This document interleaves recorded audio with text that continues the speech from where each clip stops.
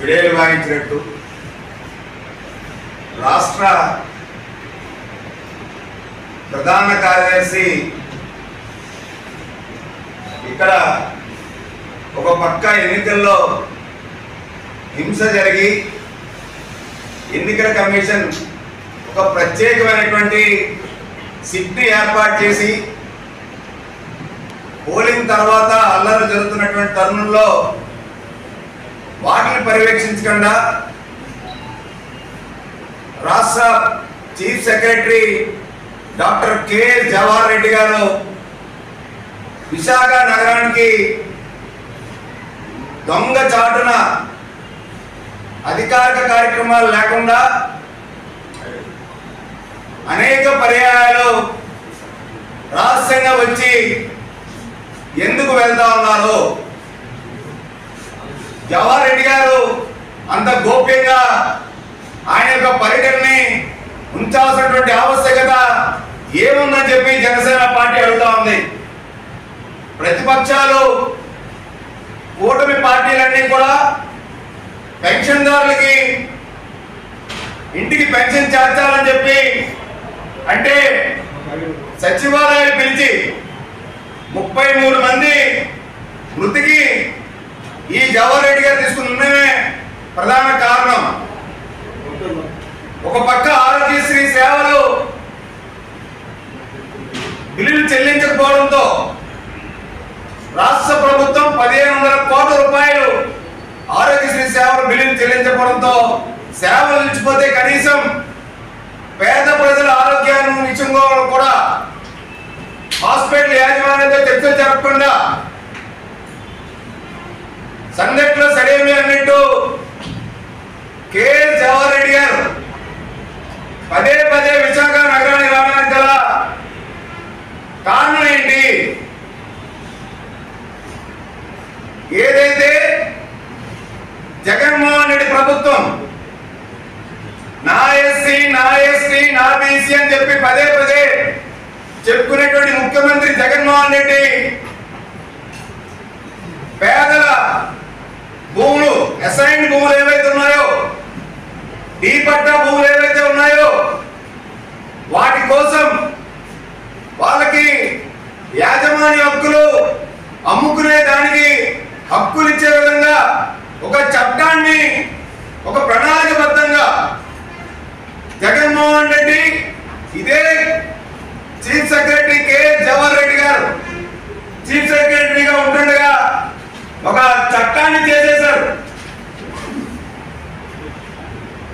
27 October 2023లో section 35 of 2023 ఆ యొక్క చట్టాన్ని ఆధారంగా రాష్ట్ర ప్రభుత్వం జియో నంబర్ 596 ని ఫ్రీ హోల్డ్ సర్టిఫికేట్స్ ఇవ్వడానికి ఎవరైతే అసైన్దారులు ఉంటారో ఎవరైతే డీ పట్టాదారులు 20 సంవత్సరాల పైగా అనుభవంలో ఉంటారో వాళ్ళ వారసులు ఎవరైతే ఉంటారో వాళ్ళకి క్షేత్రస్థాయిలో విఆర్ఓలు తహసీల్దారులు అలాగే ఆర్టీఓ అలాగే జిల్లా కలెక్టర్ గారు జాయింట్ కలెక్టర్ గారు వీళ్ళందరూ కూడా పర్యవేక్షించి ఈ జియో నంబర్ 596 ఆధారంగా రాష్ట్ర వ్యాప్తంగా ఉన్నటువంటి అసైన్డ్ భూముల్ని వీళ్ళు కాజేయడానికి జగన్మోహన్ ప్రభుత్వం ఈ జియో తీసుకొచ్చిందనడానికి ఎంత మాత్రం సందేహం లేదు.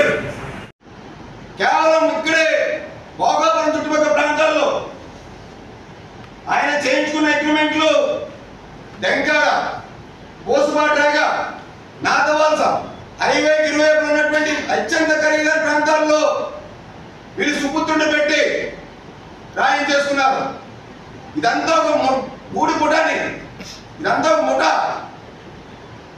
ఏదైతే ధనుంజయ రెడ్డి అనేటువంటి వ్యక్తి సీఎంపీసీలో ఉంటారో వీళ్ళందరూ కలిసి ఒక ముఠాగా ఏర్పడి ఇన్ని 100 ఎకరాల పేదల భూములు ఉన్నటువంటి ఆ కొద్ది కాస్త ఎస్ఐడి భూములు కూడా వీళ్ళు కొట్టేయడం అంటే చాలా దారుణం. జవహర్ రెడ్డి ఉత్తరాంధ్రలోనే 800 ఎకరాలు కొట్టేశారంటే రాష్ట్రంలో సుమారు 60,000 ఎకరాల పైగా అసైన్ ల్యాండ్ లో ఇంకా ఎక్కడెక్కడ ఎంత విలువైన భూములు కొట్టేశారో దీన్ని బట్టి అర్థమవుతా ఉంది. అనేకమైన అనుమానాలు ఉన్నాయి.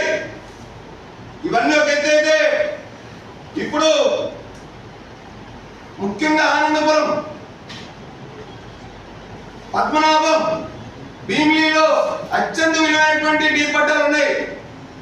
ఒక్క తరులువాడలోనే 150 ఎకరాలు ఉంది. ఆనందపురంలో 700 ఎకరాలు డీ పట్టా భూమి ఉంది. పద్మనాభంలో 150 ఎకరాలు, భీమిలీలో 300 ఎకరాలు. ఇదే జవహర్ రెడ్డి గారు గండిగుండం దగ్గర రామవరం గిల్ల రోడ్లో 57 ఎకరాలు స్థానిక సర్పంచ్ అని అడ్డం పెట్టి భయభ్రాంతులు గురి చేసి అగ్రిమెంట్ చేయించుకున్న మాట సుపుత్రుడు వాస్తవం కాదా? అంటే 5 లక్షలకి, 10 లక్షలకి, 20 లక్షలకి, 30 లక్షలకి ఉన్న రేట్లకి రాసుకొని ఎకరానికి అడ్వాన్స్ ఇచ్చి ఫ్రీ వాల్ సర్టిఫికేట్ వచ్చిన తర్వాత డైరెక్ట్ గా ఇవాళ రిజిస్ట్రేషన్ చేసుకొని ఆగమేఘాల మీద వీళ్ళు పేద డీ పట్టా భూముల్ని, ఎస్ఐన్ భూముల్ని కొట్టేస్తున్నారు. దానికోసమే దీంట్లో కీలక పాత్ర 3 టీమ్స్ ఉన్నాయి. దీంట్లో ఒకటి జవహర్ రెడ్డి సుపుత్రుడి టీం అయితే, రెండోది మంత్రి మేరుగు నాగార్జున టీం. మంత్రి మేరుగు నాగార్జున కొన్ని వందల ఎకరాలు ఆనందపురం, పద్మనాభం మండలాల్లో డీ పట్టా భూముల్ని రాయించుకున్నారు వారి బినామీలతో. పేద రైతుల్ని మోసం చేసి, మభ్యపెట్టి, బెదిరించి వీళ్ళు అత్యంత అరాచకంగా డీ పట్టా భూముల్ని, దానికోసం 596 జీవోని ఈ రాష్ట్ర ప్రభుత్వం ముఖ్యమంత్రి జగన్మోహన్ రెడ్డి తీసుకొచ్చారు. త్రిలోక్ అనేటువంటి వ్యక్తి ఎవరు? త్రిలోక్ అనేటువంటి వ్యక్తి ఎవరు బినామీ? భోగాపురం పరిసర ప్రాంతాల్లో విజయసాయి రెడ్డి అనుచరులు కూడా డీ పట్టా భూముల్ని కొనుగోలు చేసిన మాట వాస్తవం కాదా? ఏదైతే ముక్కం, అలాగే సవరవెల్లి, తూడం, రావివలస, రావాడ, ఇవన్నీ కూడా భోగాపురం చుట్టుపక్కల ఉన్నటువంటి విలేజెస్. ఇక్కడ ఉన్నటువంటి డీ పట్టా భూముల్లో పెద్ద ఎత్తున ఏ విధంగా వీళ్ళు రాయించుకున్నారు? కేవలం ఆనందపురంలోనే గండిగుండం కానీ, గిరిజాలు కానీ, రామవరం కానీ, ఐటీ కర్మం కానీ, భీమవరం పాలెం కానీ, వీటి కల్లాలు కానీ, సొంటం కానీ, గంభీరం కానీ, ముకుందపురం కానీ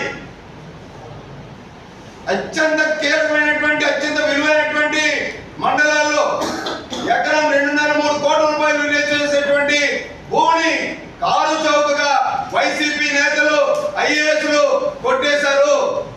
chief secretary IAS Jawahar Reddy నెల రోజుల్లో రిటైర్ అవబోతున్నాడు.